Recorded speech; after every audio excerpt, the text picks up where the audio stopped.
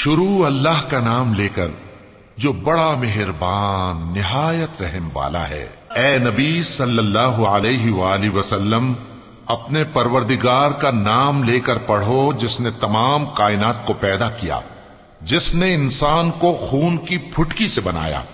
پڑھو اور تمہارا پروردگار بڑا کریم ہے، جس نے قلم کے ذریعے سے علم سکھایا اور انسان کو وہ باتیں سکھائیں جن کا اس کو علم نہ تھا، مگر انسان سرکش ہو جاتا ہے اس بنا پر کہ وہ اپنے آپ کو بے نیاز سمجھتا ہے۔ کچھ شک نہیں کہ سب کو تمہارے پروردگار ہی کی طرف لوٹ کر جانا ہے۔ کیا تم نے اس شخص کو دیکھا جو منع کرتا ہے، یعنی ایک بندے کو جب وہ نماز پڑھنے لگتا ہے؟ بھلا دیکھو تو اگر یہ راہ راست پر ہو یا پرہیزگاری کا حکم کرے تو منع کرنا کیسا؟ تو اس کا انجام کیا ہوگا؟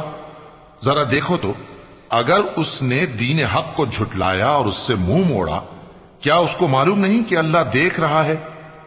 دیکھو اگر وہ باز نہ آئے گا تو ہم اس کی پیشانی کے بال پکڑ کر گھسیٹیں گے، یعنی اس جھوٹے خطاکار کی پیشانی کے بال، تو وہ اپنے یاران مجلس کو بلا لے، ہم بھی دوزخ کے فرشتوں کو بلائیں گے۔ دیکھو اس کا کہا نہ ماننا اور سجدہ کرنا اور اللہ کا قرب حاصل کرتے رہنا۔